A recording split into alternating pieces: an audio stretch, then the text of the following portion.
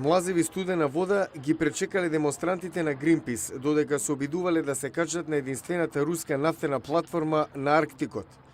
Потоа од видеото на Greenpeace се гледа како руската полиција стрелала предупредувачки истрели и потоа апсење на 30 активисти.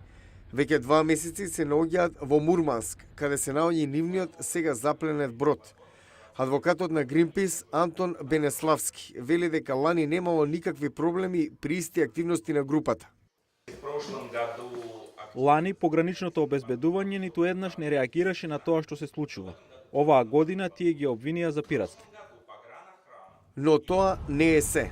Во септември единствениот крузер на Русија на нуклеарна енергија ги предводеше флотата кон Новосибирските острови, кога Русија повторно ја отвори воената база што беше затворена 20 години. Лани летото кинескиот кршач на мраз Snow Dragon го мина Арктикот. Ова лето првиот кинески товарен брод мина над врвот на Русија. На средбата во Шведска во мај, Арктичкиот совет ја прими Кина како земја наблюдувач. Средбата привлече протести од Greenpeace. Тие бараа забрана за дупчење и вадење руда од кревката средина на Арктикот. На неодамнешниот Арктички форум во Сараугард, рускиот претседател Владимир Путин зборуваше против тактиката на Greenpeace.